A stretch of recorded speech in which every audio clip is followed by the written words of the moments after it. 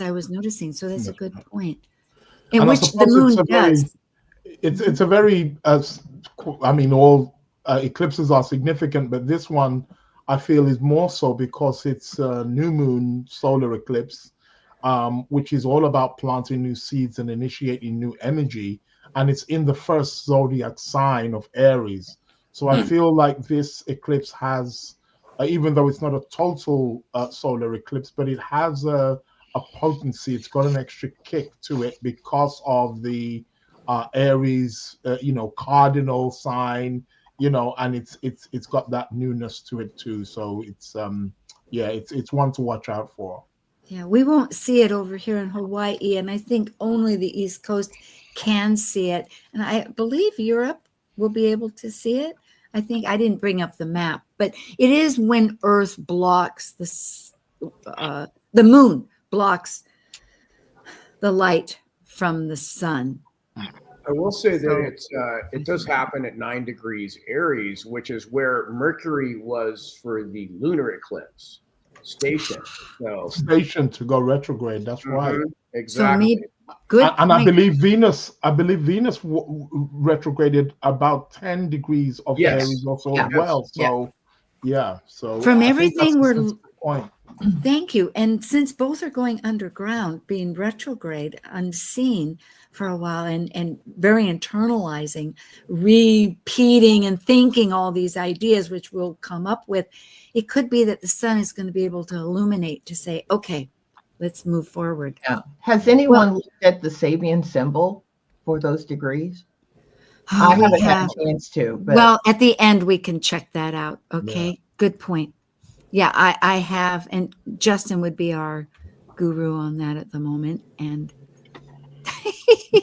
putting you on the spot there, Justin. Okay, well, here we have our cast. Once again, the sun, which is amazing because it is a solar. So the sun itself is saying, all right, folks, go for it. I'm in control anyway. I'm shining everything. But we can comment on it.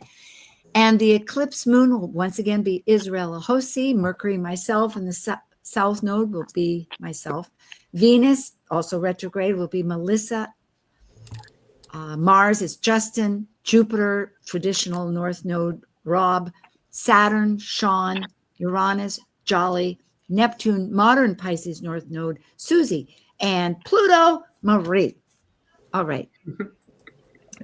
There we be. Again, this little one on the left. And there's the ones that really only changed were Ceres, changed 3 degrees, and Vesta changed. But other than that, and maybe even Taurus.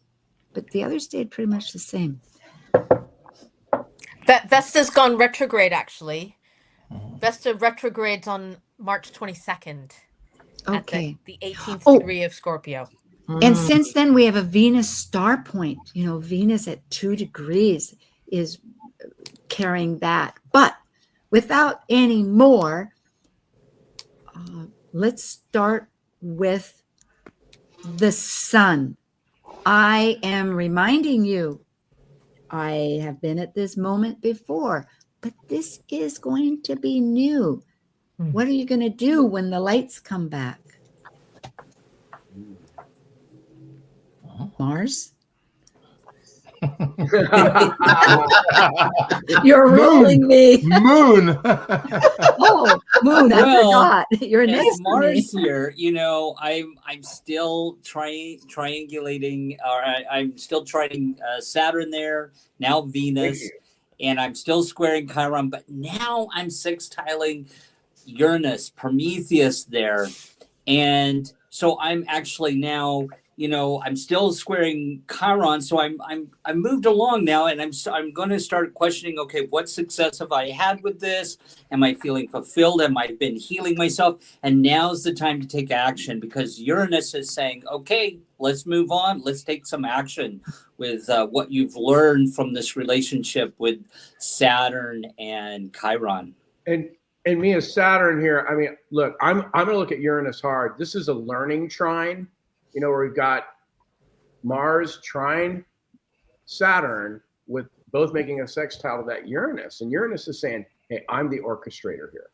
And I understand what you need, Saturn, to move everything forward. I understand what structures you got to dissolve And Mars, thank you so much for all the nurturing that you can deliver to ensure that happens. Uranus, where the heck are we going though?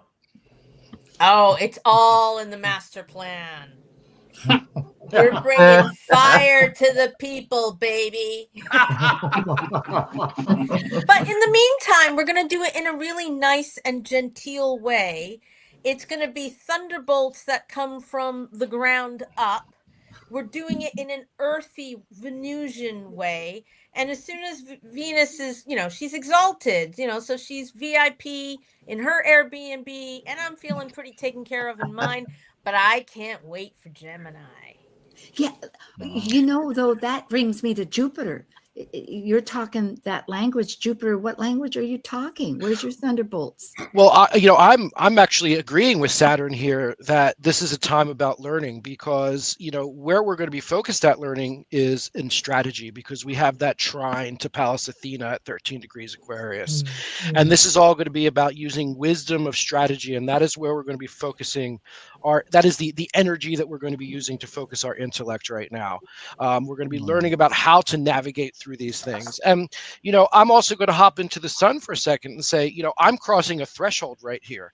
This is the point where we saw both of those retrograde points with Mercury and Venus happening. So I am pushing through this threshold and being the initiator of Aries. And where am I headed? Well, I'm headed right to meet Chiron. Well, and I got to tell you guys, I'm the leader of this train because I'm Pluto in Aquarius, and I am the one who is out front. I'm headed to the underworld because I'm getting ready to go below the horizon, and all of you guys are coming along right behind me. The goal is transformation, no matter how we cut it. Everyone is supporting each other to transform who we are, to transform society, to have courage, to find out the truth of who we actually are. And yeah, so I am Pluto. I am Lord of the Underworld. Everybody has to come through me one way or the other. Well, all y'all are battling out who's in charge and who's leading the way. I just want to say that back here in the retreat center, having 9 degrees that sun and moon are now of Aries, and having been there on the last eclipse on that point of creating and bringing forth new forms for old symbols, I've backtracked a little bit. I need to take a break. I can see what's ahead in terms of the mission that we're on. So I'm heading back into the Piscean Neptunian realm of gathering myself before we all head out to recreate the world together. I'm so glad to realize, because I am excited. Yes, I'm retreating, but I am sprouting. I am 0 degrees. I'm at the Aries point, and I'm going backwards, but I'm not. I'm getting so building this seed that I'm going to burst out with, but I have a lot of work to do with it because it needs a lot of updating, right? I got to update this and maybe prune a little of that and rearrange things and just kind of check in with everybody and see what they're up to too. Well, I might get some more brainstorms. I'm Neptune. I will help you out, dear, because Mercury, you're conjunct me, and we're trading space, we're trading places. As you go into Pisces, I'm going into Aries, and I'm really, really enjoying being in Aries. We will really enjoy, and I'm really kind of a cheerleader, and I'm moving people forward, and it is going to be so much fun. Woo! Yeah, we will pass the torch. That's right. Tomorrow you go, I return. Woo! This is fun. Well, I am all about transforming the personal relationships, the intimate relationships as Pluto. So, these relationships are getting ready to transform, no matter who they are, whether it's love relationships, whether it's family, and the relationship to yourself. You are starting on a brand new journey because this is new. You've got to have courage, and you've got to have stamina. You've got to be able to go the long haul. And I tell you, it is all about transforming the self ultimately. Well, And you guys, I'll take that torch, because I'm transforming in terms of networks, in terms Uranus. of communities, Tell who, Uranus. in terms of, you know, the people who will bring you presents, in terms of the things that really matter, and particularly because I have this sextile relationship to Mars, who's ruling this eclipse. I'm really trying to send some good juju, some good vibes, electrify Mars. In, you know, Mars isn't always happy in water. I get it. So I'm trying to electrify Mars and give you a little bit of oomph. What do you think, Mars? But I'm going to be fine with that, and I'm happy that Uranus is giving me a little bit of oomph there and getting me out of the doldrums of the emotions of the ocean there, and it's helping me really consider emotionally and trust my intuition at this point about what really is important as we move forward in being emotionally fulfilled, and so I'm happy with sextiling Uranus there. well, you guys can chatter all you want. You're all coming home to mama. I am running the show. It's my house. Number one, I'm in the 10th house, so I'm very public. I'm a place where, public, where I can be seen. Not only that, I am the chart ruler. It's Cancer rising, and I am running the show indirectly. How? Yes, I am a little bit heated in Aries. However, I'm in a mutual reception with Mars, right? And I'm also on a fixed star degree in Aries, known as Alge Nubu.